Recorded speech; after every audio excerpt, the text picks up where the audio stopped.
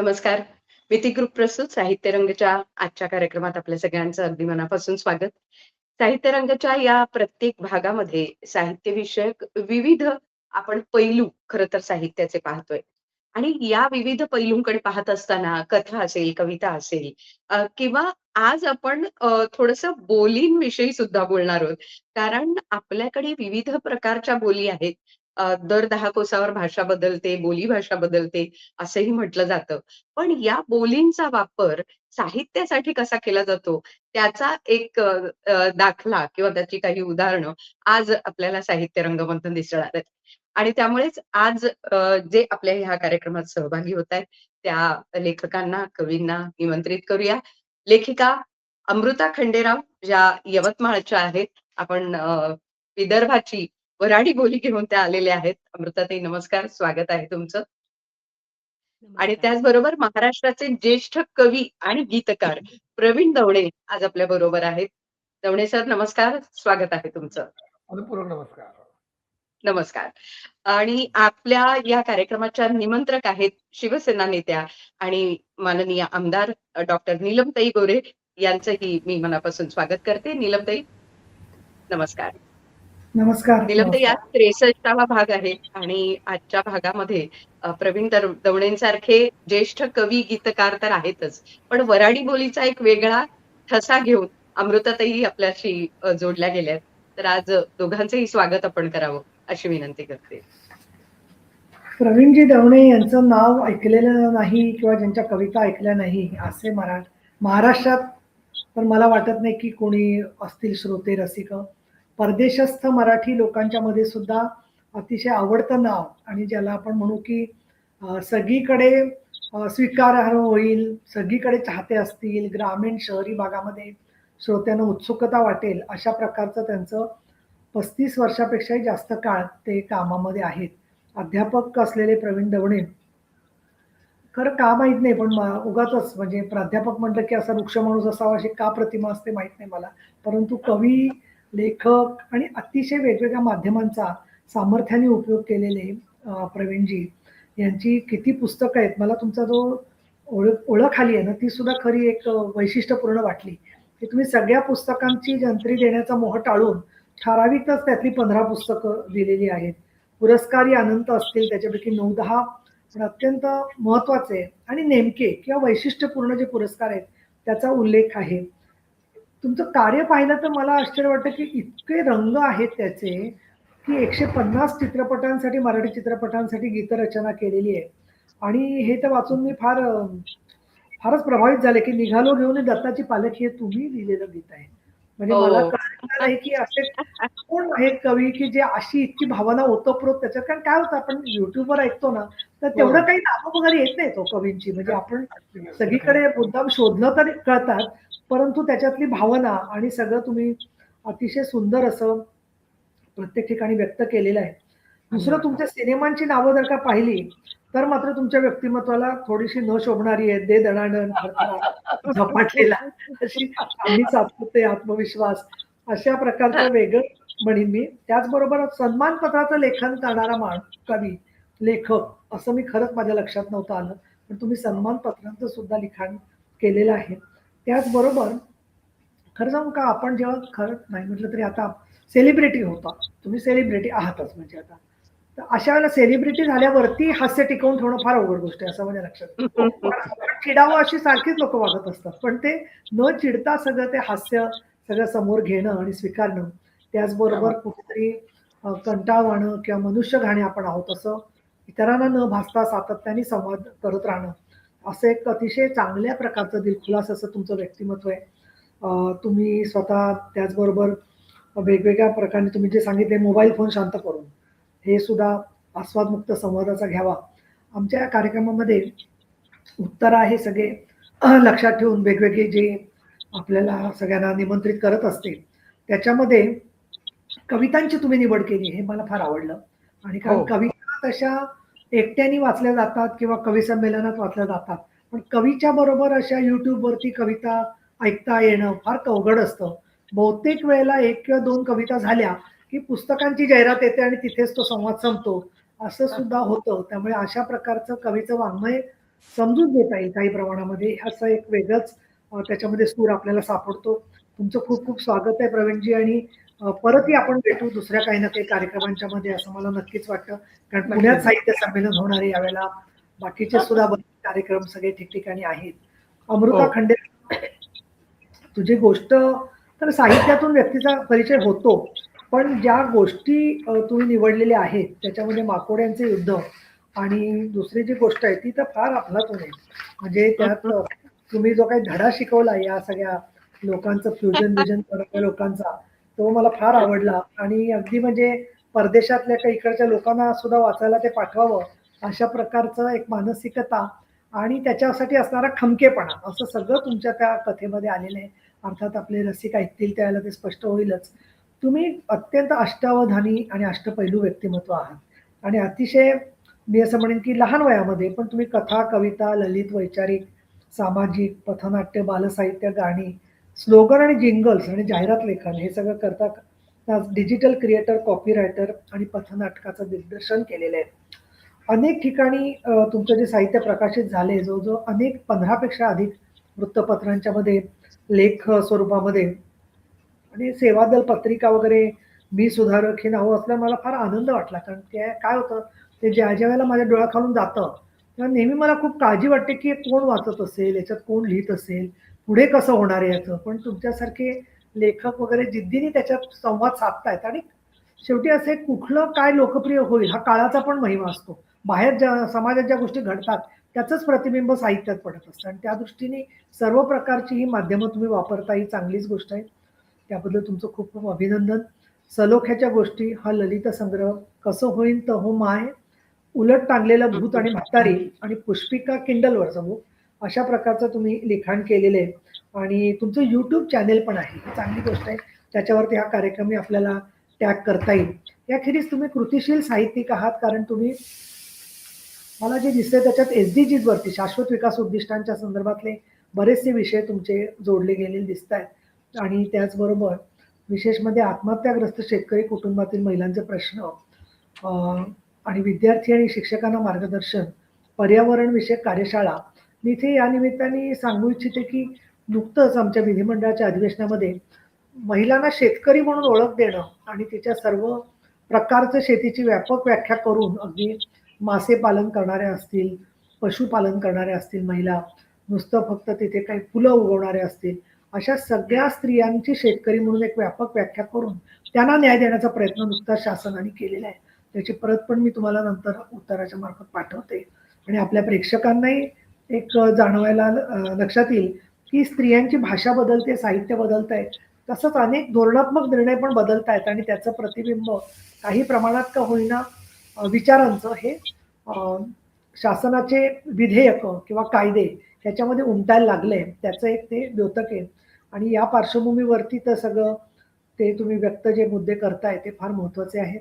दोघांचंही मी मनापासून स्वागत करते आणि या साहित्य रंगाच्या कार्यक्रमामध्ये आम्हाला तुम्हाला सांगायला नक्कीच आवडेल, की तो जेव्हा संध्याकाळी दर शुक्रवारी प्रकाशित होतो, त्याच्यानंतर नीती बुकच्या Facebookवरून, माझ्या Twitter हँडलवरून मला साधारण 46,000 फॉलोअर्स आहेत. हो. त्याच्यानंतर हो, त्याच्यावरून आणि त्याचबरोबर YouTubeवरून असं आम्ही तो टाकला जातो कार्यक्रम. काही वेळेला ताबडतोब प्रतिक्रिया येते, पण काही वेळेला जिथे आम्ही भेटतो त्यावेळेला लोकं सांगतात, की आम्ही तो पाहिला कार्यक्रम किंवा ते अजून इतरांपर्यंत पोहोचवतात आणि त्यामुळे हे माध्यम अजून सुद्धा वेगवेगळ्या महाराष्ट्राच्या भागापर्यंत पोहोचावं या दृष्टिकोनातून आमचा प्रयत्न आहे. तर तुम्ही तुमचे जे सोशल मीडियावरती अकाउंट्स आहेत, त्याला पण टॅग करा, की जेणेकरून तुमची पण प्रचंड मोठ्या प्रमाणात जनाधार आहे. तर त्या दृष्टिकोनातून सुद्धा त्यामध्ये सुद्धा वेगवेगळ्या प्रकारांनी मला एक वाटतं, की आपलं एक नाही म्हटलं तरी साहित्याचा, समाजाबद्दलचा समान स्वरूपाचा संवादाचा दृष्टिकोन जरी त्यातून तयार झाला, की एकमेकाशी वाह! संवाद असला पाहिजे. मतभेद होऊ शकतात, पण संवाद असला पाहिजे. तर ते खूप महत्वाची भूमिका ठरू शकते. आपण कार्यक्रमाची सुरुवात करूया. धन्यवाद. छान. नीलमताई तुम्ही म्हणालात तसं प्रत्येक भागातनं आपल्याकडे ह्या कार्यक्रमासाठी मंडळी आलेली आहेत आणि आज मला खूप छान वाटतंय, की आपण एका बोलीचा विचार करतोय आणि त्या बोलीतनं काय साहित्य सुद्धा निर्माण होऊ शकतं, हे खरं तर अमृताताई तुमच्या लेखनात ना आमच्या समोर येणार आहे. त्यामुळे वऱ्हाडी बोली जी आहे विदर्भातली, त्या बोलीतली तुमची जी कथा आहे, माकोड्यांचे युद्ध, ह्या कथासंग्रहातली ती कथा आहे. खरं तर त्या कथेचं नाव आहे ना, त्याचा उच्चार मला स्वतःला सुद्धा करता येत नाहीये. कारण तो त्या बोलीतनं झाला पाहिजे. तर मला असं वाटतं, की त्या नावापासून तुम्ही सुरुवात करा आणि त्या बोलीतली कथा ऐकायला आम्हाला आवडेल. अमृताताई. वा. मनःपूर्वक धन्यवाद. मला इथे सगळ्यांनी संधी दिली. आपण सगळ्यांनी त्याबद्दल मी खूप आभारी आहे आणि जास्त न बोलता कथा सुरू करते. पुस्तकाचं नाव आहे हॅशटॅग कसं होईन तर हू माय. अच्छा. हॅशटॅग कसं होईन तर हू माय. हे आहे पुस्तक आणि कथेचं नाव आहे माकोड्यांचं नाव युद्ध. आहे माकोड्यांचे युद्ध. बरं, बरं. हां, कथा करेक्ट. सुरू करते. दुपारची वेळ. जेवण करून स्वयंपाकघर आवरून मी लोळायच्या तयारीत होते. झोप येण्यासाठी आवश्यक म्हणून डोळ्यापुढे धरण्यासाठी एखादं पुस्तक शोधत होते. तेवढ्यात सिंहासनाधिष्ठित सासूबाई म्हणाल्या, कल्पना, बाहेरले माकोडे आले व. अरे बाप रे. माकोडे आल्याचं ऐकल्याबरोबर मी धावत जाऊन दारामागची काठी बाहेर काढली आणि धावतच बाहेर गेले. आई, तुम्ही आधी घरात व्हा. हातातली काठी पक्की धरून मी ओरडले. बाजेवर बसलेल्या सासूबाई माझ्या आक्रमक अवताराकडे मोठ्या नवलाने बघू लागल्या. बराच वेळ त्यांना शब्दच फुटेना. मी माकडं कुठं आहेत म्हणून कावरी बावरी इकडं तिकडं बघत होते, पण मला तर एकही माकड दिसेना. सासूबाई आपली गंमत करत आहेत का असं वाटून मी त्यांच्याकडे बघितलं, तर त्या सुद्धा एखादा चमत्कार पाहिल्याप्रमाणे माझ्याकडे बघत होत्या. आमची नजरानजर झाल्यावर त्या म्हणाल्या, काडी कायले आणली व माय इथली भारी. तुम्हीच तर म्हणाल्या ना माकोडे आले, माकडांना हकलायला काठी नको का आणायला? मी विचारलं. कसली विचित्र सासू आहे ही. माकडं मारण्यासाठी काठी नाही तर काय लाटणं आणायचं होतं का आता? हे मी मनात. मला मनात बोलायची सवयच होती, पण सासूबाईंना मनात बोलायची सवय नाही. त्या मोठ्यानं ओरडून म्हणाल्या, व हेल्याचं मस्तक, हायत कुका आणून टाक जाऊ शिक, नाही तर मीठ टाक ज, ते आपच चालले जाते. माकडांना हळद कुंकू वाहणारी बाई मी आयुष्यात पहिल्यांदाच पाहत होते. लहानपणी माझ्या माहेरी माकडं आल्यानंतर आम्ही त्यांच्या दिशेने कांदे फेकायचो. एकही कांदा खाली न पडू देता अंगणातल्या झाडावरची माकडं आम्ही फेकलेले कांदे बरोबर झेलायची आणि खायची. तेव्हा आम्हाला खूप मजा वाटायची. सवाष्ण माकडीनी आल्यात का हळद कुंकू करायला? न राहून मी मोठ्यानं विचारलं. हे ऐकून सासूबाईंना भयंकर राग आला. काय बोलू राहिली व चक्रम, कोण्या सवासनीले हळद कुंकू करू राहिली? आता हा वाद असाच पेटत राहिला तर इथे लवकरच अग्निकुंड धगधगेल हे माझ्या लक्षात आलं. 2 श्वास घेऊन मी सासूबाईंना विचारलं, आई, माकोडे कुठं आहेत? तई तठी दाराच्या पल्याडून हिरीच्या बाजूले पायनावं भोकणे. मी भीत भीत विहिरीच्या बाजूला गेले, पण तिथे मला एकही माकड दिसेना. इथं तर काहीच नाहीये आई. आता माझाही संयम संपत चालला होता. अबे सासूरवाशीण असले म्हणून काय झालं? माणसानं अखेर किती संयम ठेवायचा? तुम्ही इकडं या आणि मला दाखवा कुठं आहेत ते, मी जोरात म्हणाले. पायाखाले पाय व जरा, वर आबाडात काय पाय राहिली भाई त्याड्यावानी, त्या माझ्यापेक्षाही जोरात म्हणाल्या. पायाखाले पाय व बाई, वर आबाडात काय पाऊ राहिली भाई ताडावानी. मग मी दचकून पायाखाली पाहिलं. मी माकडावर पाय देऊन कशी काय उभी राहिले याचं मलाच आश्चर्य वाटलं. खाली पाहिलं तर भिंतीच्या बाजूने मोठी मुंगळ्यांची रांग लागली होती. मुंगळ्यांचा एक दाट काळा गोल तिथं फिरत होता. आई, इथं फक्त मुंगळ्या आहेत, मी शक्य तितक्या शांतपणाने म्हणाले. मग मी कवा धरून काय सांगू राहिले तर तुले? मुंगड्याले माऱ्यासाठी काठी आणली बहीण तुन. तुई काय काडीनं मुंगडे मारीत जाय काय तुई माय? माझी आई काठीनं मुंगळे मारत नव्हती हो, आणि मुंगळ्यांना माकोडेही म्हणत नव्हती. इतका वेळ त्या मुंगळ्यांना माकोडे म्हणत होत्या आणि मी मात्र आज आपली सासू इतक्या शुद्ध भाषेत बोलत आहे माकडांना माकोडे असं आदरार्थी का संबोधत आहे याचा विचार करत बसले होते. माकोडे म्हणजे मुंगळे हे ऐकल्यानंतर मला बेदम हसू फुटलं. मी हातातली काठी भिंतीला लावून धावतच सासूजवळ गेले आणि बाजेवर लोळून बेकार हसायला लागले. काही केल्या मला हसू आवरेना. सासूला तर आपल्या चांगल्या शिकल्या सवरलेल्या मुलानं असली चक्रम बायको का करून आणली असावी याचं कायमच आश्चर्य वाटतं. आणि भाषिक गोंधळामुळं त्यावर दिवसेंदिवस शिक्कामोर्तब होत चाललं होतं. लय ताराचे ते माय मले इचा किसुऱ्यानं भांग खाऊन इले पसंत केली का काय जण बापा. माझ्या पाठीवर धपाधप चापट्या मारत सासू रागाने बडबडू लागली. पण मी हसायची थांबत नव्हते.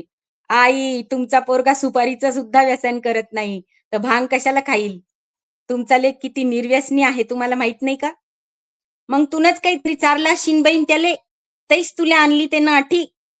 नाही आई, मी स्वतःच आले. त्यांनी नाही आणलं मला. मी हसू थांबवून म्हणाले. आमचा दोघींचा हसण्या बोलण्याचा दणका ऐकून इतक्या वेळात 4 बायका जमा झाल्या होत्या. आता सुनेचं गाऱ्हाणं सांगण्यात सासूबाईची दुपारही आरामात निघून जाणार होती. सगळ्या बायका स्थानापन्न होईपर्यंत मी मुंगळ्यांवर हळद आणून टाकली. माकोडे माऱ्यासाठी हे बहीण कल्पी काडी घेऊन आलती माय. सासूबाईंनी प्रस्तावना सुरू केली. आत्ता माय. इल्याच्या आई तोंडाला पदर लावून पहिलं उद्गारवाचक वाक्य बोलली. बहीण इले माकोडे दिशेने माय पाया खालचे. कसं हुईन तर हुईन माय माय की सूर्याचं. आता दुपारची संपूर्ण मीटिंग जोरदार रंगणार हे मला कळून चुकलं. इतका वेळ माकडं शोधून थकल्यामुळे माझ्या सुद्धा डोळ्यावर दाट पेंग आली होती. दुपारचं जागरण मला सुद्धा सहन होत नाही. त्यामुळे त्यांना तिथंच सोडून मी माझ्या खोलीत जाऊन तोंडावर चादर घेऊन झोपी गेले. धन्यवाद. वा. खरंच म्हणजे त्या शब्दांचे जे काही गोंधळ झाले आणि त्यातून जे काही चित्र उभं राहिलं ते आमच्या डोळ्यासमोर खरंच अमृताताईचे चित्र उभं राहिलं. पण त्या बोलीभाषेतले शब्द न कळल्यामुळे किती प्रकारचे म्हणजे तुम्ही त्या पूर्ण पुस्तकामध्ये खरं तर अशा प्रकारचे खूप लेख लिहिलेले आहेत आणि त्या प्रत्येक लेखामध्ये अगदी छोटीशी कथा आहे, पण ती कथा इतकी सुंदर तुम्ही रंगवली आहे आणि आता ही तुमच्याकडनं ऐकताना खूप मजा वाटली आणि खूप छान. अशीच तुमची आणखी एक कथा आम्हाला अमृता पुढच्या टप्प्यात ऐकायची आहे आणि अमृता दवणे सर तुमच्याकडे वळते. करा करा. हो, हो. एक छोटस म्हणजे इंटरप्शन एवढ्यासाठी केलं की हां, विदर्भामध्ये आम्ही सभेला गेलेलो, मला वाटतं वर्धा किंवा बुलढाणा कुठेतरी. आणि ते बरं. काळे किडे असतात, ते बऱ्याच ठिकाणी असतात महाराष्ट्रात. सभेच्या वेळेला जवळजवळ 100 असे काळे मोठे किडे फिरत होते. आणि प्रॉब्लेम हां. म्हणजे पुरुषांना पॅन्ट थोडीतरी खाली अशी अरुंद झालेली असते, मी साडी नेसलेली होती आणि त्यामुळे मी ती साडी अशी पायाला गच्च लपेटून घेतली होती आणि ते आतमध्ये चढतायत का काय, त्यामुळे ते मला सारखं असं बघायला लागत होतं की वर चढतं आणि सभा चालू समोर 5-6 हजार लोकांची. आणि अशा वेळेला तो वक्ता पळूनही हो. जाऊ शकत नाही कुठे, माझ्या साडीत किडा आलाय म्हणून. त्याच्यामुळे असं ना ते कसं तरी आम्ही ते स्वतःचं संरक्षण केलं त्याच्यामध्ये जे आहे ते. हो. मला ते किडे प्रकरण जे आहे ते फार गंभीर आहे त्याच्यात. मग तुम्हाला आता सगळं ते परत आठवलं असेल या कथेवरनं. आणि उत्तराची अजून एक गरी माडगुळकरांच्या हो, प्रसिद्ध गाण्यातली ओळ आहे ना, उंबरातले हो. किडे मकोडे उंबरी करती लीला हां. सगळे बंदिशाला. तर तो मकोडे शब्द अगदी, ऐकल्यावर म्हणजे ते किडे मकोडे म्हणतो किती छान वापरले त्यांनी ना, त्याची आठवण क्या आली अगदी, बात मला. है, क्या अगदी. बात है. वाह! वाह! मला वाटतं हा संदर्भ पुन्हा एकदा दवणे सर तुमच्यामुळे लक्षात आला आमच्याही, की खरंच आहे आणि हो. मान्यवरांनी, नामवंतांनी किती सुंदर या सगळ्याचा उपयोग केलाय. अच्छा. स्वतः तुम्ही तुमच्या कवितांमधनं हे सातत्याने वेगवेगळे विषय मांडत आलात आणि नीलमताई मगाशी सुरुवातीला म्हणाल्या तसं चित्रपटातली तुमची गाणी आणि तुमची कविता हे 2 वेगळे विषय आहेत. आणि जसं चित्रपटात कथेला, आशयाला आवश्यक अशी गाणी तुम्ही लिहिलीत, तितक्याच उत्तम कविता सुद्धा तुमच्या आहेत. मला वाटतं आज काही छान कविता तुमच्याकडनं आम्हाला ऐकायला आवडतील. पहिल्या टप्प्यात कोणत्या कविता आमच्यासाठी सादर करताय? त्यात मी वाचणारच आहे, पण त्यापूर्वी मी सांगेन की चित्रपटामध्ये पुष्कळदा त्या माध्यमाला आवश्यक आहे ते लिहिताना स्वतःला जे आतून वाटतं ते लिहिणं राहून जातं. आणि अशा वेळेला ती जी तर कवितेची सोबत आहे ना ती कायम असते. हं, आणि नेहमी मला वाटतं की माझ्या कवितेने मला अधिक जपलेलं आहे. त्यामुळे ती वाह! माझी खरी ओळख आहे. आज या व्यासपीठावर मला कविता सादर करताना खूप आनंद होतोय. अक्षरशः खूप आनंद होतोय. याचं कारण असं, कवितेवर निस्सीम प्रेम करणाऱ्या सन्माननीय नीलमताई या ठिकाणी आहेत आणि अमृताजींच्या एका वेगळ्या बोलीमुळे एक वेगळी लज्जत आली. आणि तुमचा आमचा आता साहित्यिक संवाद होत असतो. आज या ठिकाणी 3 ज्या कविता पहिल्या टप्प्यात मी वाचीन, त्यातली जी पहिली कविता आहे, त्या कवितेचं शीर्षक ते दिवस असं मी दिलेलं आहे. थोडक्यात मी सांगेन, की पुष्कळदा स्मरणरंजन हे अनेकांना आवडत असतं आणि याचं कारण मागचा काळ आपल्याला नेहमी चांगला वाटत असतो. इथे केवळ स्मरणरंजन नाही, तर तंत्रयुग आता इतकं आपल्यावर स्वार झालेलं आहे, की त्यामुळे सोबतच एकमेकाची हरवलेली आहे. म्हणजे संवाद अगदी हरवणं वेगळं आणि सोबत निसटणं वेगळं. तर ही जी एक खरं. पोकळी आहे त्याच्यामधली, ती त्याच्यामध्ये मांडण्याचा प्रयत्न केलाय आणि अर्थातच लौकिक संदर्भाने जे हरवलंय ते सांगण्याचा अगदी थोडक्यात प्रयत्न आहे. ते दिवस कविता सादर करतोय. नीलमताई, आपल्या काय म्हणतात त्याला, साक्षीनं आणि प्रतिसादाने मी आज्ञेने सुरू करतो. ते दिवस. किती वेगळे दिवस जगलो आपण, किती वेगळे दिवस जगलो आपण, जेव्हा आपण एकमेकांच्या घरी जात असू न कळवता. किती वेगळे दिवस जगलो आपण, जेव्हा आपण एकमेकांच्या घरी जात असू न कळवता. उत्साह ओसंडून गप्पा वाहत असत सारा दिवस कवेत घेऊन. उत्साह ओसंडून गप्पा वाहत असत सारा दिवस कवेत घेऊन. त्या दिवसात येत नसे अन्न बाहेरून. आता अलीकडे आपण पाहतो की पार्सलनी अन्न येतं अनेकदा. त्या दिवसात येत नसे अन्न बाहेरून. ऊन ऊन भाकरी चटकन तव्यावरून थेट पोटात जात असे. मिरचीचा ठेचा नि पिठल्याच्या उबदार घासातून. मिरचीचा ठेचा नि पिठल्याच्या उबदार घासांतून. तेव्हा तेव्हा आईच्या डोळ्यात अन्नपूर्णा चमकत असे. तेव्हा आईच्या डोळ्यात अन्नपूर्णा चमकत असे. लेकरं तृप्त झाली या आनंदाने, या आनंदाने. आपण दिसायचो, आपण दिसायचो, बोलायचो, हसायचो, रुसायचो प्रत्यक्षात. आपण दिसायचो, बोलायचो, हसायचो, रुसायचो प्रत्यक्षात. खळखळून हसत असू टाळ्या देत कुठल्याही इमोजी शिवाय. खळखळून हसत असू टाळ्या देत कुठल्याही इमोजी शिवाय. नि परतताना आपापल्या घरी, नि परतताना आपापल्या घरी. पुन्हा कधी, पुन्हा कधी विचारत असू निरोपाच्या घट्ट मिठीतून. नव्हते गुड मॉर्निंग हे छापील फुलांचे निरोप. नव्हते गुड मॉर्निंग चे छापील फुलांचे निरोप. तरीही बहरून येत असे सगळा दिवस. तरीही बहरून येत असे सगळा दिवस. आपण मित्र आहोत या जाणीवेच्या समृद्धीने. आपण मित्र आहोत या जाणीवेच्या समृद्धीने. तुझ्या माझ्यात, तुझ्या माझ्यात केवळ केवळ मैत्र असण्याचे ते लख दिवस शोधतो आहे, शोधतो आहे. हरवलेल्या अल्बम मध्ये, हरवलेल्या अल्बम मध्ये. आता या कवितेनंतर दुसरी एक जरा वेगळी कविता सादर करतोय. कवितेचं शीर्षक आहे एक बांध राहुटी. राहुटी आपल्याला माहिती आहे की एखाद्या कॅम्पमध्ये छोटा तंबू बांधतात, त्याला राहुटी म्हणतो आपण. तर हा एक आत्मशोध आहे, आत्मसंवाद आहे. आणि आता लौकिकाचा या कवीला, कवी मनाला नाही म्हटलं तरी उभं आलाय. फारच लौकिकात जगलो. आता कुठेतरी आपण आपल्या अलौकिकाच्या माहेरी आनंदाने निघालं पाहिजे, हा भाव त्याच्यामध्ये व्यक्त करण्याचा मी प्रयत्न केलाय. कवितेचं शीर्षक आहे एक बांध राहुटी. ऐकूया. काठ शोधुनी नवा एक बांध राहुटी, काठ शोधुनी नवा एक बांध राहुटी, जायचे तिथे मना यायचे न मागुती, जायचे तिथे मना यायचे न मागुती, शांतता तिथे निळी. पहा किती गहन शांतता, किती अथांगता, अवतीभोवतीचा अवकाश कसं सुचवलंय.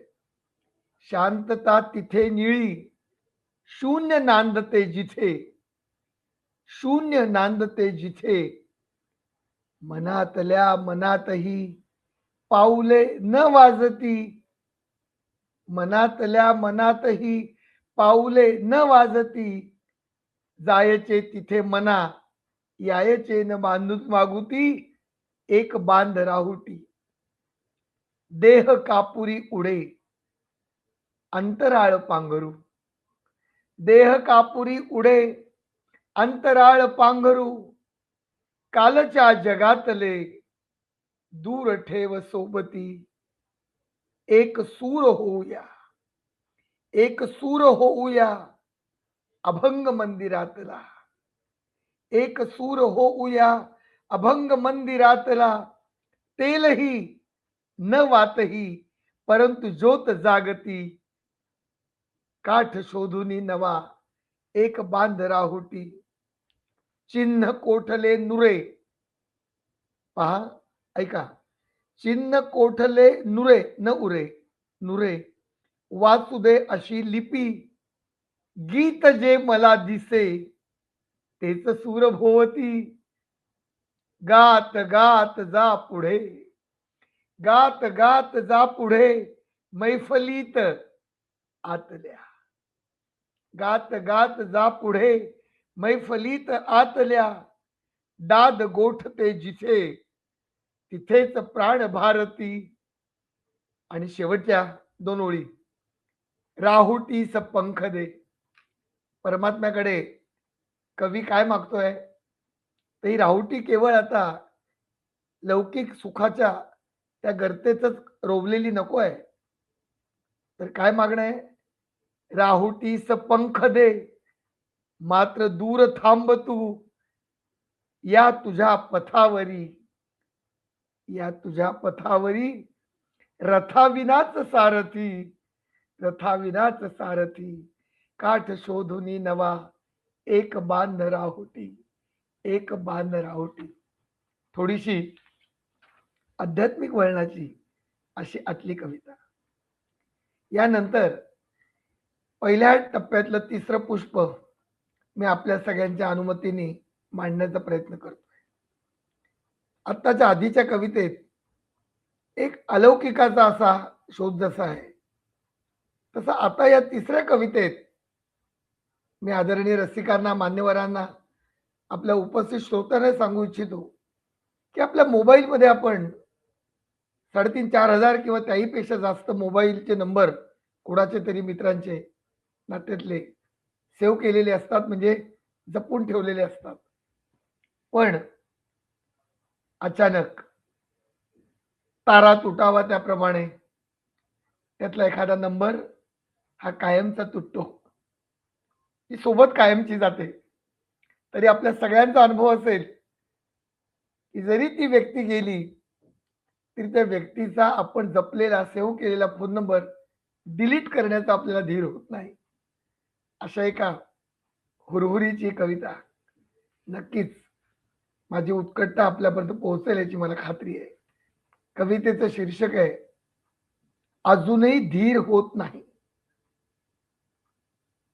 अजूनही धीर होत नाही, मोबाईल सर्च करताना थबकतो काही नावापाशी, मोबाईल सर्च करताना थबकतो काही नावापाशी, पाहत राहतो त्यातून दिसणाऱ्या चेहऱ्यासह, परिचित स्वरांसह.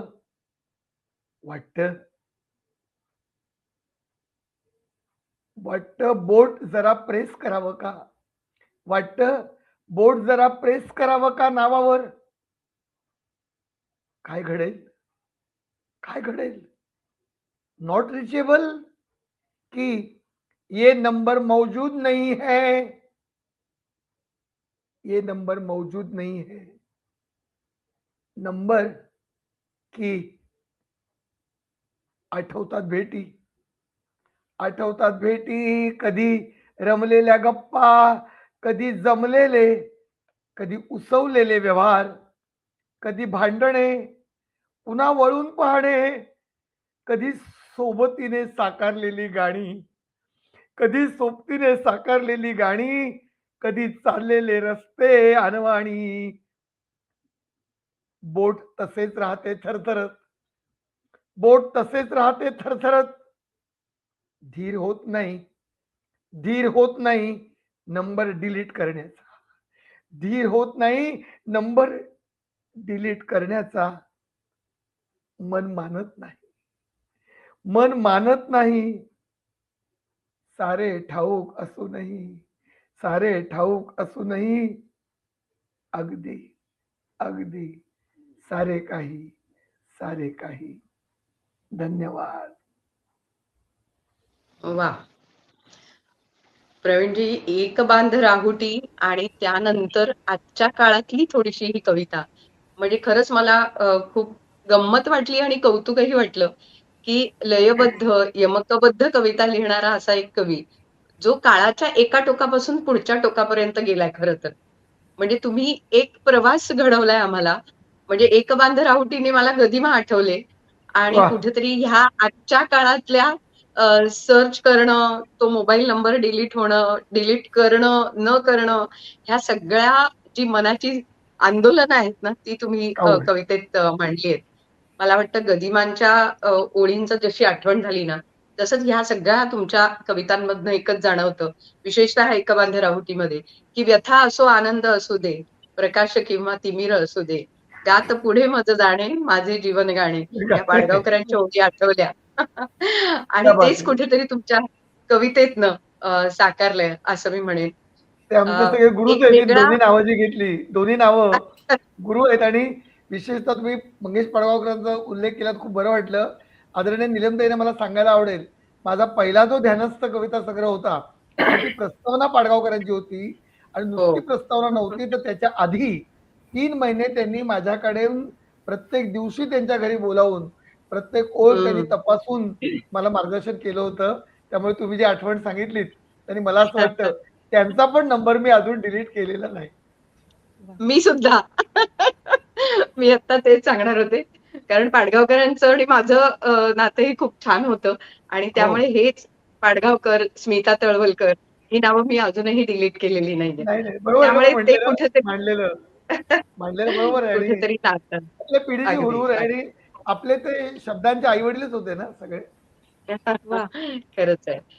पण पुन्हा एकदा अमृताताईंच्या कथेकडे वळूया आणि अमृताताई, तुमच्या लेखनातनं काही काही नव्या संकल्पना तुम्ही ज्या काही निर्माण केलेल्या आहेत किंवा काही काही शब्द कॉइन केलेले आहेत ना, ते मला फार गमतीचे वाटले. म्हणजे तुमच्या पुढच्या कथेमध्ये त्याला ज्या पद्धतीने तुम्ही फिरवलंय, मी काही जास्त सांगत नाही. मला असं वाटतं की ती कथा तुमच्याकडनं ऐकली की मग आम्हाला कळेल. आणि मुगुडाय उडतोस याचं गुपित जे काही आहे या नावातलं, ते तुमच्याकडनंच आम्हाला ऐकायला आवडेल. सो ती कथा आपण ऐकूया तुमच्याकडनं. धन्यवाद. आपण दोन्ही विनोदीत कथा निवडल्या आहेत. लोकांना हसवायचंय. आणि फक्त एकच वाक्य सांगते की सर आता म्हणाले की आपल्या आई वडिलांसारखे होते लेखक, हे अगदी खरं आहे. म्हणजे आजही ते, आम्ही तर खूप दूरच्या पिढीतले त्यांच्यापासून, पण जेव्हा वाचतो त्यावेळेस आई वडिलांसारखा एक वत्सल भाव आम्हाला जुन्या लेखकांमधून मिळतो. आणि ते जे त्यांच्या शब्दांमधून पाझरणारं वात्सल्य आहे ते कुठेतरी आमच्या हाताने पण पुढे जाऊ दे पुढच्या पिढीपर्यंत, असं वाटतं. खरंय. पुढची कथा वाचते. कथेचं नाव आहे मुगुडाय उडदोस्को. मुगुडाय उडदोस्को. माझ्याकडे माझी हायफाय मैत्रीण येणार होती. मागे एकदा मी तिच्या घरी गेले त्यावेळी तिने बर्नांडोस्को विथ चिली फुगाय नावाचा अजिबात न फुगलेला पदार्थ तयार केला होता. थोडंसं डल ब्राऊन आणि थोड्याशा धुरकट पिवळ्या रंगाचं ते चपटं थालपीठ होतं. पण नाव बर्नांडोस्को विथ चिली फुगाय. त्यात भसाड्या कापलेल्या कांद्याच्या फोडी होत्या. तो चपटा बेचव पदार्थ मी कसा बसा अर्धा खाल्ला. त्याच्याबरोबर वाटीत मेलेल्या हिरव्या रंगाच्या तेलात बुडवलेल्या मिरच्या होत्या. बहुतेक ते चिली फुगाय असावं. चिल्या बुडवलेल्या तेलाचा अतिशय उग्र वास येत होता. ते अक्रोडाचं तेल आहे असं तिनं मोठ्या अभिमानानं सांगितलं. करडई, शेंगदाणा, सोयाबीन आणि सूर्यफूल एवढ्या 4च तेलांशी माझी पक्की तोंडओळख असल्यामुळं अक्रोडाचं तेल ओळखू येणं मला या जन्मी तरी शक्य नाही. तर जिने आपल्याला बर्नांडोस्को विथ चिली फुगाय खाऊ घालून उपकृत केले आहे, तिला आपणही काहीतरी नाविन्यपूर्ण खाऊ घालणं माझं कर्तव्य होतं. निदान विदर्भ स्पेशल उडीद मुगाचे वडे तरी खाऊ घालावेत असा मी विचार केला. ती येण्याच्या आदल्या दिवशी रात्री थोडे उडदाचे आणि थोडी मुगाची डाळ मी भिजवून ठेवली. उडीद मुगाच्या वड्यात आणखी काय नाविन्य आणण्यासारखं आहे का म्हणून YouTube चेक केलं. तर एका व्हिडिओत चमच्यात पीठ पकडून त्याला काट्याने आकार द्यायची क्लुप्ती सांगितली होती. त्यामुळे अत्यंत नाविन्यपूर्ण आकाराचे वडे तयार होत होते. मग तिने खाऊ घातलेल्या बर्नांडोस्को विथ चिली फुगायला टक्कर देण्यासाठी मी पण मुगडाळ उडदोस्को विथ टॉम चाय असं नामाभिधान केलं. टॉम चाय म्हणजे उडदोस्को बरोबर टोमॅटोचे सॉस आणि लगोलग चांगला कडकडीत चहा. मग मी व्हॉट्सॲपवर, प्रिय अंजू, एरंडेल घेऊन पोट साफ करून ठेव, कारण तुला माझ्याकडे मुगडाळ उडदोस्को विथ टॉम चाय नावाची भन्नाट सरप्राईज डिश खायला यायचे आहे असा मेसेज टाकून दिला. सकाळी उठून आळस झटकला. डाळी उपसल्या, पसरून ठेवल्या. लसूण, आलं, हिरवी मिरची घालून त्या मिक्सरवर दळायला घेतल्या. त्या बारीकच होईनात म्हणून त्यात अर्धी वाटी पाणी घालून थोडासा मऊ लगदा बनवला. मग ट्रायल घेण्यासाठी चमच्यात पीठ भरून काट्यानं ते दाबलं तर सगळंच पीठ चमच्याच्या बाहेर पडलं. व्हिडिओतला आकार काय आलाच नाही. गरम तेलात थोडंसं पीठ सोडून तळून पाहिलं तर ते मात्र छान फुगून येत होतं आणि भज्यासारखं दिसत होतं. ते उडदा मुगाचे भजेच दिसत होते. मग एका वाटीत थोडंसं पीठ बाजूला घेतलं आणि त्यात कोरडं बेसन पीठ घालून थोडं घट्ट केलं. पुन्हा एकदा आकार द्यायचा प्रयत्न केला तर तो बऱ्यापैकी बरोबर येत होता. पण तळल्यानंतर उडदोस्को फुलतच नव्हते. मग पुन्हा सगळं झाकून ठेवलं. दुपारी 4 वाजता मैत्रीण आली. तिला खुर्चीत बसवून मी तिच्या पुढं 4 पुस्तकं टाकली आणि मी पुन्हा सत्याचे प्रयोग करायला स्वयंपाकघरात शिरले. बेसन पीठ घालावं तर उडदोस्को फुगत नव्हते, न घालावं तर आकार येत नव्हता. अखेर मी साध्या चमच्यानं उडीद मुगाच्या पिठाचे भजे तळले. नाविन्य निर्माण करण्यासाठी टोमॅटो सॉसात अक्रोडाचे आणि ॲव्होकाडोचे बारीक तुकडे घातले. आल्याच्या चहात दालचिनीच्या नाजूक काटक्या टाकल्या. अशा प्रकारे ताट तयार करून मैत्रिणी पुढे नेऊन ठेवले. टोमॅटो सॉसमध्ये बुडवलेले अक्रोड आणि ॲव्होकाडोचे तुकडे आणि चहाच्या कपात तरंगणाऱ्या नाजूक दालचिनीच्या काड्या वगळता बाकी ताटात फक्त उडीद मुगाचे भजेच होते. पण हे सगळं बर्नांडोस्को पेक्षा लाख पटीने रुचकर होतं.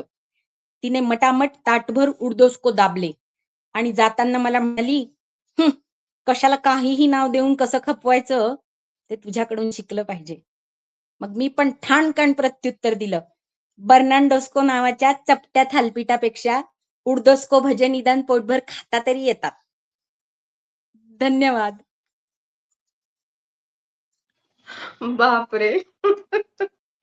अमृताताई, आम्ही प्रेक्षकही फक्त हसणार आहेत आणि स्वयंपाकघरातल्या ह्या सगळ्या क्लुप्त्या आणि तुम्ही तुमच्या मैत्रिणीला दिलेलं अगदी ठामपणे दिलेलं उत्तर, ही सगळी मज्जा फार तुम्ही सुंदर लिहिली आणि आणि गोष्ट मला खरी वाटतं आहे एका इथे. वेगळ्याच मला मुद्दाम एका तुम्हाला वेगळ्याच दोघींना विषयात पण घेऊन गेल्या त्या.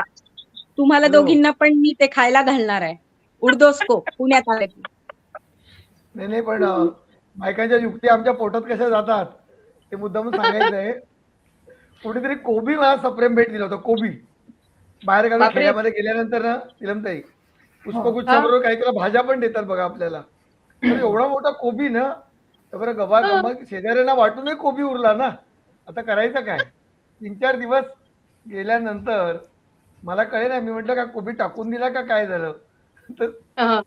प्रज्ञानी म्हणजे पत्नीने सांगितलं, इतक्या दिवस तुम्ही जो पुलाव खाल्लात किंवा करंज्या पाय खाल्ल्या, भजी खाल्ली ती कसली होती? आणि नंतर माझ्या लक्षात आलं, वेगवेगळ्या रूपात आपण कोबीज खात होतो. तर मला वाटतं कोबीच को की आपण कोबीज कोबी चहूकडे. कोबीच को उडजोस्को सारखं कोबोस्को झालं तुमचं. हो ना. बघा, म्हणजे बरं वाटतं. फार छान. खरंच आहे. पण स्वयंपाकघरातल्या अशा कितीतरी कृत्या महिलांना नेहमीच्या माहिती आहेत आणि खरंच असे काही उपाय करून त्याला नावं देऊन मुलांना खायला घालू लागतं. हे सुद्धा बायकांनाच जमू शकतं आणि ते घडत असतं. पण प्रवीणजी परत एकदा तुमच्या कवितांकडे येऊया आणि दुसऱ्या सत्रातल्या तुमच्या काही कविता. अं, पुन्हा जरा वेगळ्या वातावरणात नेतोय, कारण हास्यरसातून पुन्हा एकदा एका वेगळ्या उत्कटतेत. कारण हं, हं. कविता ही गोष्ट अशी असते ना, की ज्या ठिकाणी ज्याला आपण म्हणतो की आपण तो एक वेगळ्या प्रकारचा आत्मसंवादच असतो, निराळ्या प्रकारचा. खरंय. ही जी पहिली कविता जी निवडली आहे दुसऱ्या टप्प्यातली, त्याचं शीर्षक आहे तुकडे. बरं. हे तुकडे केवळ कागदाचे नाही आहेत, तर हे तुकडे आयुष्यातल्या काही निर्णयांचे पण आहेत. या वाटेवर दोन मनं एकत्र येतात आणि एकत्र येतात असं वाटतं की मनं एकमेकात विरघळतील, पण नंतर मात्र कुठल्या तरी एका नियतीच्या एका विलक्षण नाट्यामुळे ती नाती दूर जातात. अशी ही प्रेमामधल्या थोड्याशा एका उत्कट नाट्याची ही कविता. कवितेचं शीर्षक आहे तुकडे. जेव्हा जाते ना लोकल त्या खाडीच्या पुलावरून, जेव्हा जाते ना लोकल त्या खाडीच्या पुलावरून, बघत राहतो अजूनही खोल खोल. जेव्हा जाते ना लोकल त्या खाडीच्या पुलावरून, बघत राहतो अजूनही खोल खोल. खिडकीच्या गजांतून वाकून लोकल धाड धाड जात असते.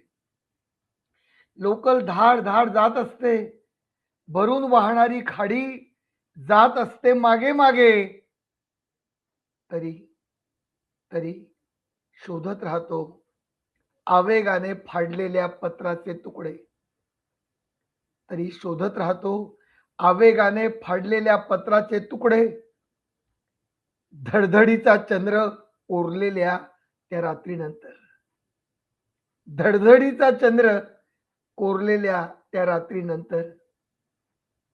तुकडे कसले, तुकडे कसले? अस्तित्व, अस्तित्व विरून जाण्याचा तो वाहता नकाशा. तुकडे कसले? अस्तित्व विरून जाण्याचा तो वाहता नकाशा. आजही त्याच आशेवर, आजही त्याच आशेवर जुळतील का पुन्हा रेषा? अजूनही त्याच आशेवर जुळतील का पुन्हा रेषा? प्रिय एकीकडे, प्रिय एकीकडे, मी लोकल मध्ये पुलावरून वाहता. मी लोकल मध्ये पुलावरून वाहता, वाहता वाहता स्थानक विसरून तुकडे आठवणारा, तुकडे आठवणारा.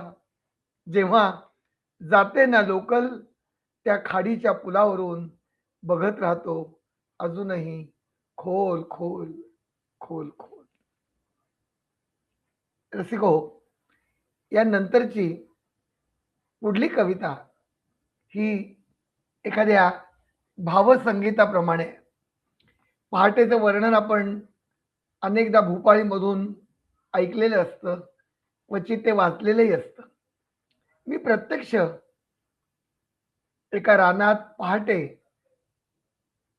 जी पहाट अनुभवली आणि ते जे ध्यान लागलं, ती जी आतली जी वीणा त्या अनंतामध्ये अशी गाऊ लागली, त्यानंतर तिथे मला जी कविता सुचली ती तुम्हाला सादर करतोय.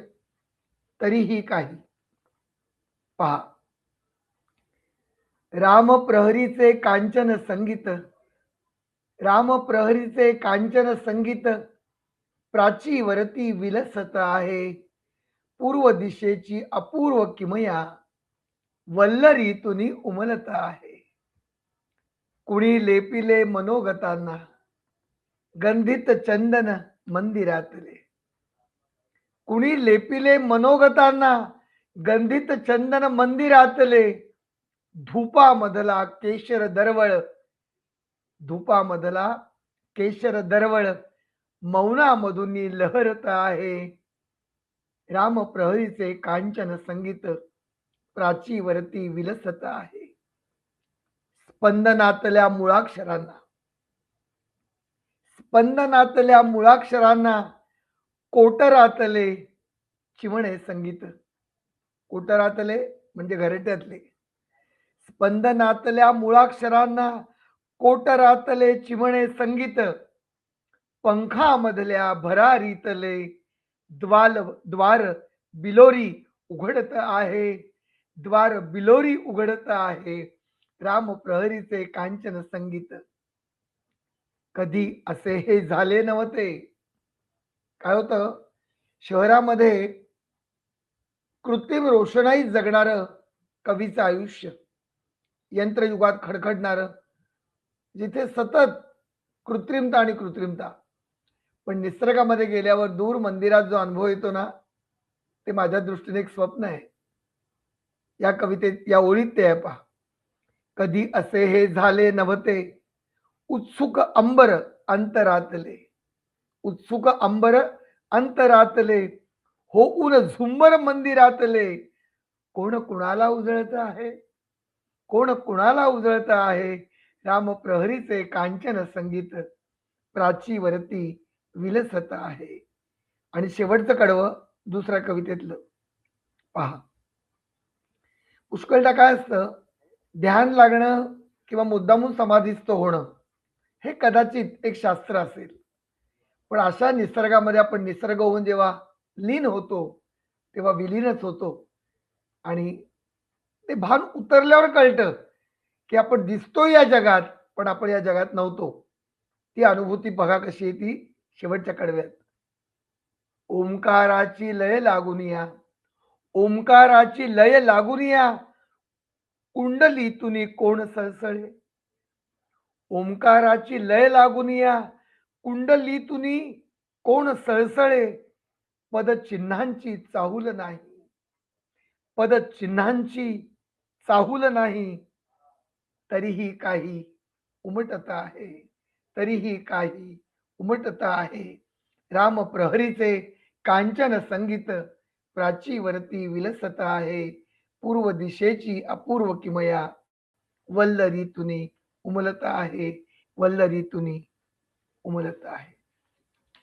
या दुसऱ्या टप्प्यातली माझी ही आजची शेवटची कविता मी सादर करतोय. सादर करण्यापूर्वी मी मिती समूह, निमंत्रक आदरणीय नीलमताई, आज माझ्याबरोबर सहलेखिका असलेल्या अमृताजी आणि ऐकणारे उपस्थित सगळे रसिक श्रोते यांचा मी कृतज्ञ आहे.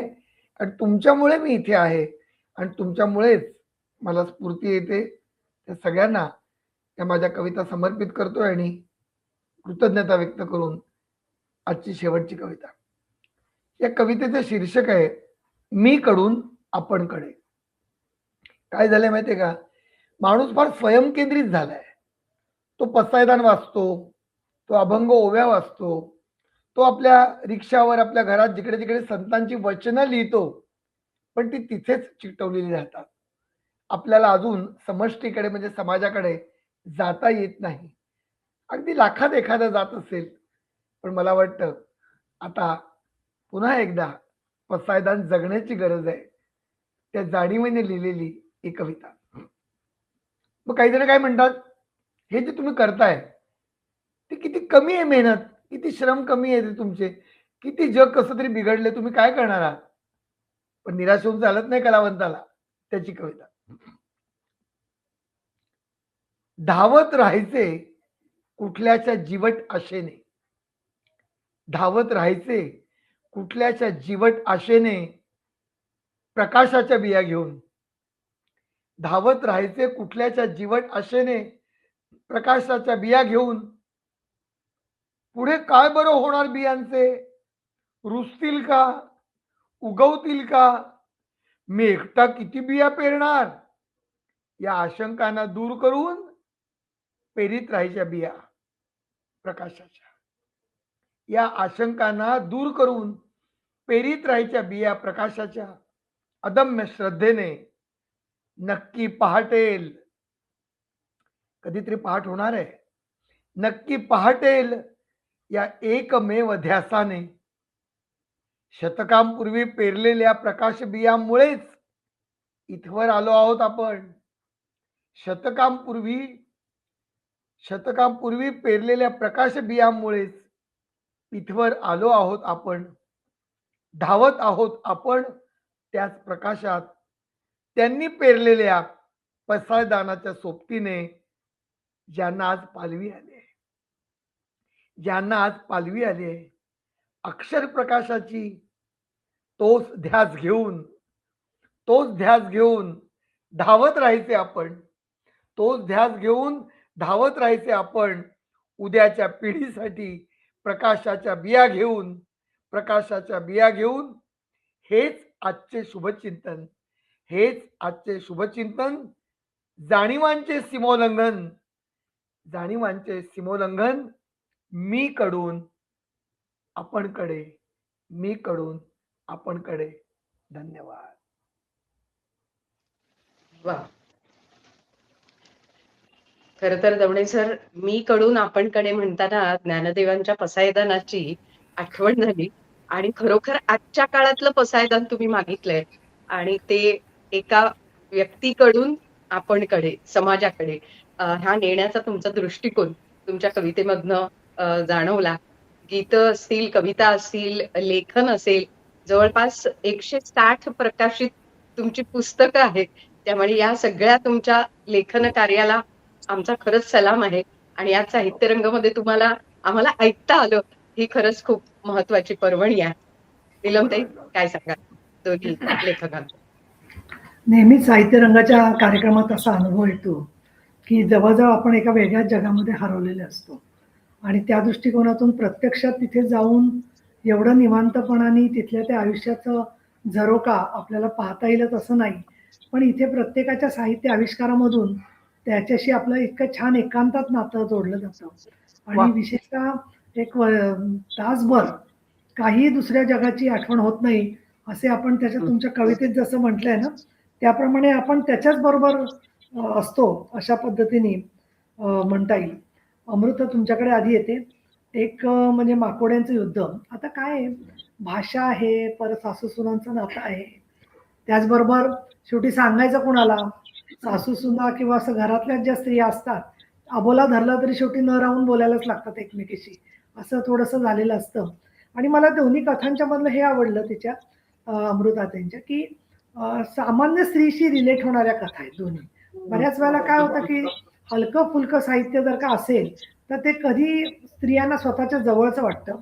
पुरुष वाचकांना सुद्धा मला असं वाटलं की शब्द वेगवेगळे असतात पण अर्थ प्रत्येकाच्या दृष्टीने वेगळा असला तर ती जशी काठी घेऊन निघते नायिका आणि शोधायला निघते प्रत्येक वेळेला, आणि तसं त्याच्या दृष्टिकोनातून बायकांचा तो विषयच असतो, कारण दुसरं काही फारसं घडतच नसतं. मग त्या खेड्यापाड्यामध्ये जाऊन हल्ली मोबाईल वगैरे बघतात बायका, नाही असं नाही, पण बाकी कुठे काय प्राणी आला, कुठे धोव्याने कपडे नेले, असंच सगळ्या त्या जगामध्ये ज्या हरवलेल्या बायका असतात त्यांच्याशी तेच बोलणं आणि रिलेट होणं, फार जगातला तो एक तुकडा तिने फार सुंदर मांडलेला आहे.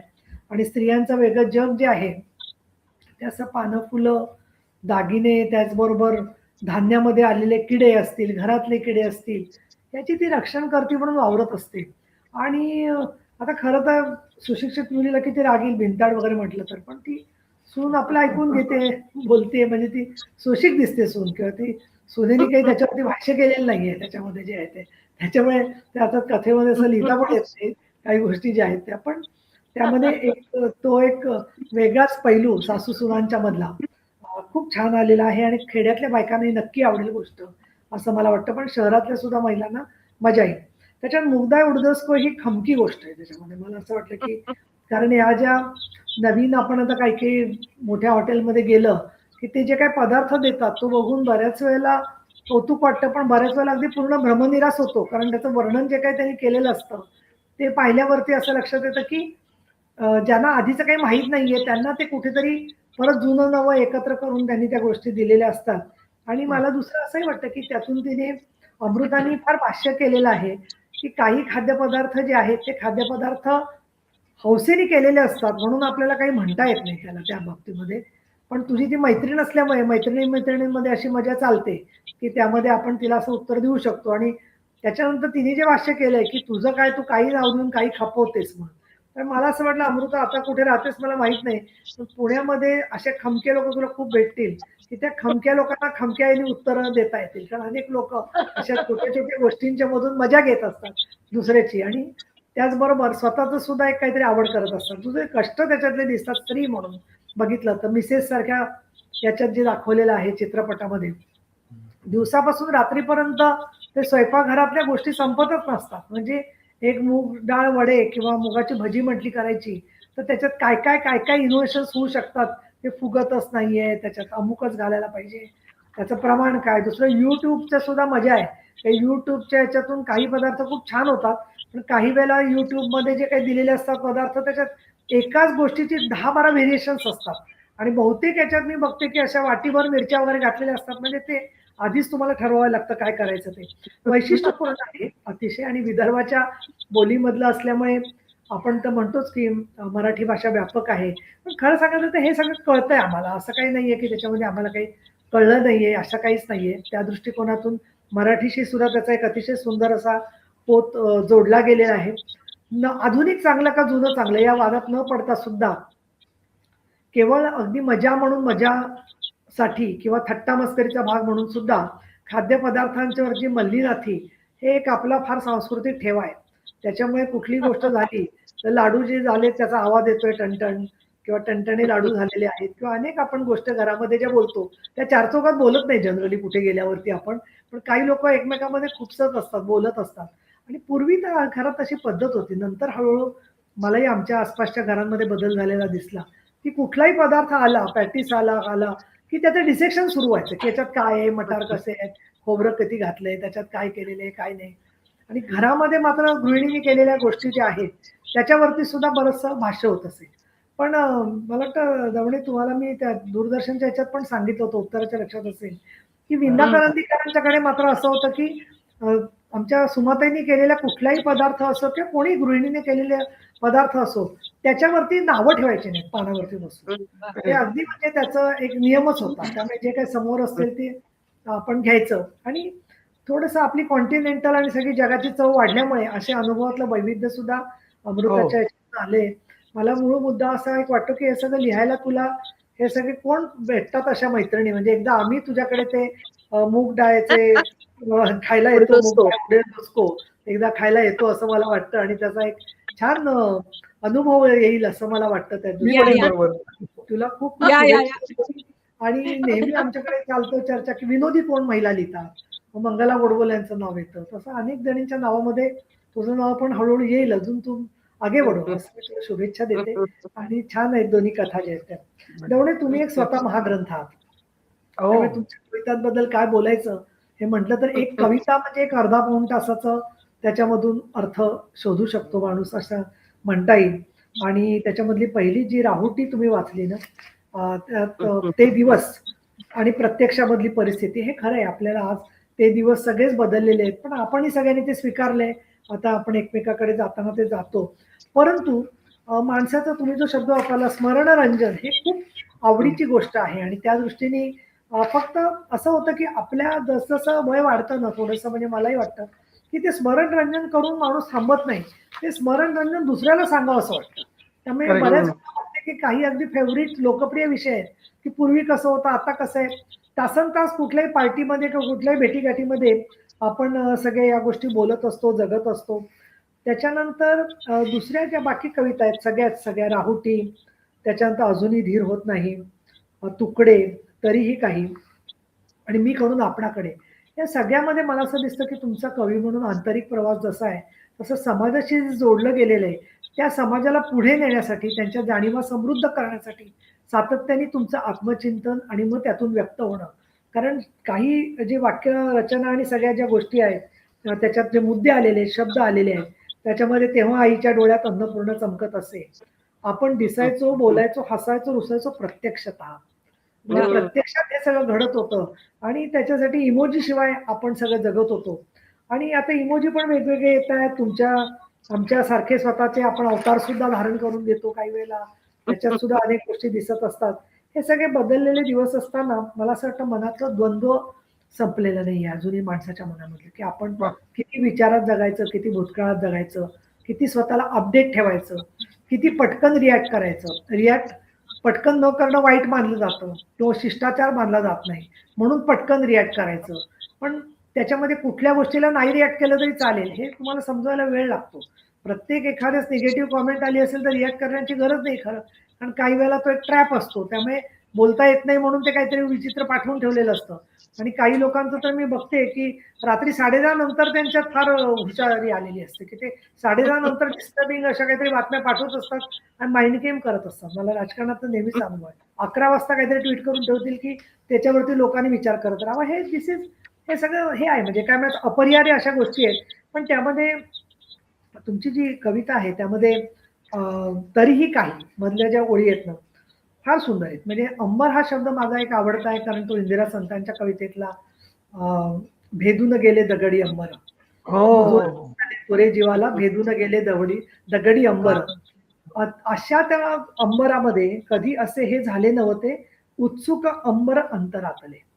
इतकी सुंदर ओळ आहे की माणसाच्या आशा आकांक्षा हजारो ख्वाहिशेसारखी हजारो असतात कल्पना ज्या सगळ्या अपेक्षा असतात ते. आणि विशेष मला 2 ओळी इतक्या आवडल्या की या हृदयीचे त्या हृदयी जसं कुटुंबामध्ये मैत्रीमध्ये समाजामध्ये अनेक वेळेला होतं आपल्या मनात विचार येतो एखादा आणि आता कोणाला ऐकणारे लोक हसतील म्हणजे पण तसाच निर्णय दुसऱ्या दिवशी सुप्रीम कोर्टात झालेला दिसतो एखाद्या महिलांच्या प्रश्नावरती. आणि मी खूप वर्ष बघते आणि मग तिथे होऊन झुंबर मंदिरातले कोण कुणाला उजळत आहे. अतिशय हम्म. सुंदर त्याच्यामधली ती भावना तुम्ही व्यक्त केलेली आहे आणि तो जो अनुभव तुम्हाला येतो त्यावेळेला तुम्ही पुढे जे म्हणताय पदचिन्हांची चाहूल नाही तरीही काही उमटत आहे.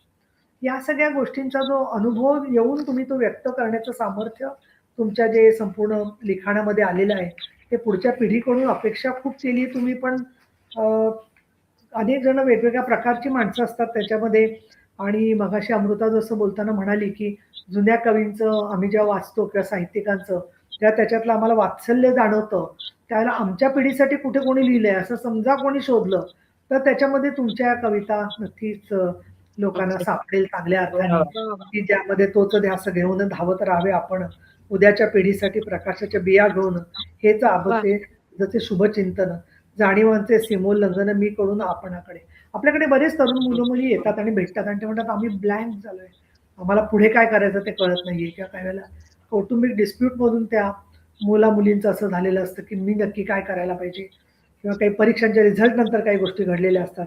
अशा वेळेला मला असं वाटतं की अशा प्रकारचं उमेद वाढवणारं किंवा माणसानी एकमेकाशी अधिक चांगलं वागावं त्या दृष्टिकोनातून अत्यंत सुंदर अशा साही कविता तुम्ही ज्या म्हटलेल्या आहेत आणि मी कडून आपणाकडेच्या बरोबर लोकलच्या संदर्भात ते तुम्ही दाखवलंय ते मला वाटतं ठाण्याहून येणाऱ्या खाडी पुलाचं सारखं ते दर्शन देताना तुम्हाला ते दिसलंय का मला असं वाटतं. कारण तिथे काही एक पॅच असा येतो की तिथे वस्ती मधल्या भागामध्ये आणि नेहमी प्रश्न पडतो की त्याच्यावरून काही लोक रेल्वे रुळावरून चालत जात असतात कुठे कुठे. हो ना.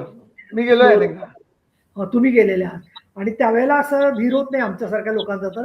पण त्या 2 रुळांच्या ती पट्टी जी असते ना त्याच्यामध्ये काहीच नाहीये काही ठिकाणी. त्यामुळे त्याच्यावरून पाय टाकायचा आणि पाऊस पडत असताना छत्री धरून सामान घेऊन डबे घेऊन जाणारी माणसं जेव्हा बघायला वाटतात ना योग्य वर्णन आहे.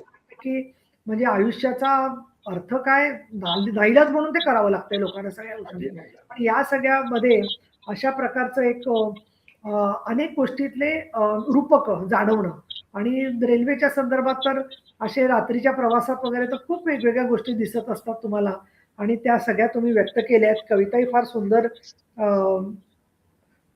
निवडल्या आहेत. आणि राहुटीच्या मध्ये राहुटीस पंख दे मात्र दूर थांबतू या तुझ्या पथावरी रथाविनाचा सारथी. रथाविनाचा सारथी म्हणजे तो सारथी आपल्या बरोबरच असतो खरा तो. पण आपल्या मनाला तो डोळे उघडून कळावा लागतो किंवा आपल्याला त्याची जाणीव व्हावी लागते त्या सारथ्याची. त्यामुळे एका अर्थाने मला असं वाटतं की तुमचं स्वतः माणूस आणि आपल्यामधलं असणारं भावना आणि प्रत्यक्षातलं जीवन यातली सगळी जी द्वंद्व असतात ती द्वंद्व तुम्ही अगदी सामर्थ्याने मांडलेली आहेत. म्हणूनच तुम्ही लोकप्रिय आहातच, पण लोकांना भावतात सुद्धा. आणि केवळ ज्याला आपण म्हणू की कवितांच्या बरोबर माणसाला त्याच्यात हरवून जाणं किंवा त्याचे अनेक अर्थ माणसाने शोधणं, या दृष्टिकोनातून या कविता खूपच सामर्थ्यशाली आहे. त्याच्यावरती समाजातल्या रसिकांनी तर मोर उमटवलेलीच आहे आणि पुरस्कारही अनेक मिळालेले आहेत. पण अशा कविता वाचल्यावरती एका कवितेतून दुसऱ्या कविते, म्हणजे ह्या राहुटीवरून स्मरणरंजनाकडे, स्मरणरंजनाकडून आपणाकडे, असा सगळ्या एक गोफ गुंफल्यासारख्या काही कविता मला वाटल्या आणि त्या दृष्टीने खूप सुंदर अनुभव वाटला, शांत वाटलं.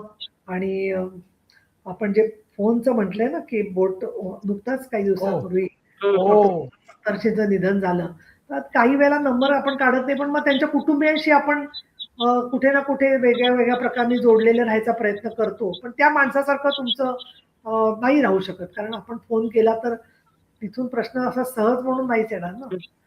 काय काम होतं, काही विशेष होतं का?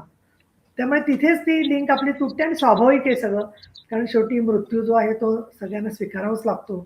आणि या दृष्टीने तर कायम ती माणसं आपल्या मनामध्ये एका अर्थाने अमर असतात असं म्हणायला हरकत नाहीये. आणि हा. त्यामुळे मधून तो नंबर डिलीट झाला किंवा नाही केला तरी मनातला तो नंबर आपला कायम जोडला गेलेला असतो. येस वा आणि कधीतरी आपलाही नंबर येणार असतो.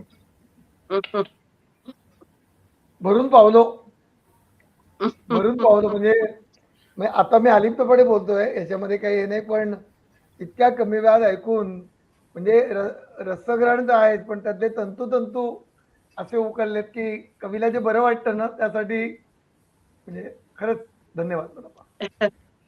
छान, अगदी दोघांचे सुंदर झालं, फार छान झालं त्याच्यामध्ये. मी सुद्धा मैफल झाली. खूप आभारी आहे नमस्कार. नीलमताई तुमची. तुम्ही खूप चांगलं बोललात आता माझ्या कथेबद्दल. आम्हाला खूप आशा वाटते की ग्रामीण भागातल्या लेखकांना की शहरी लोकांनी अप्रिशिएट करावं, ही असते नकळत कुठेतरी सुप्त आशा.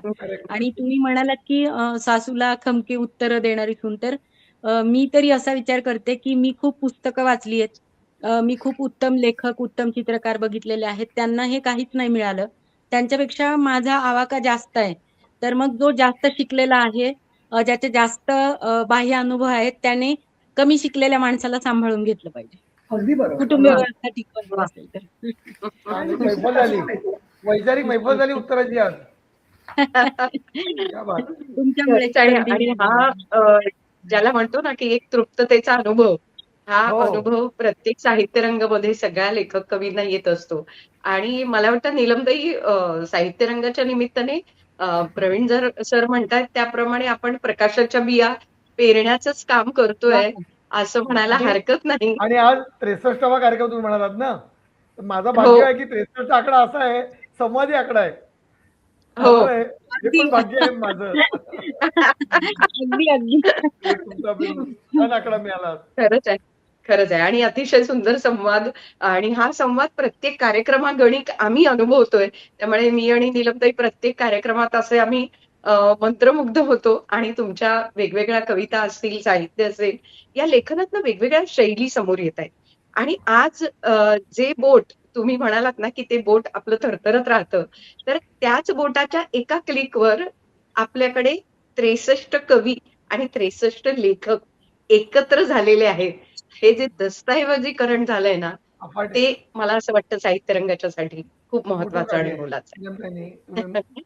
त्यामुळे तुमच्या दोघांचेही अगदी मनापासून आभार. साहित्य रंगाच्या या कार्यक्रमात आपण सहभागी झालात. पुन्हा अर्थातच भेटणार आहोत पुढच्या शुक्रवारी अशाच 2 दिग्गज लेखक आणि कवींसह. आज इथेच थांबूया. मनापासून धन्यवाद दोघांचेही आभार. धन्यवाद. धन्यवाद.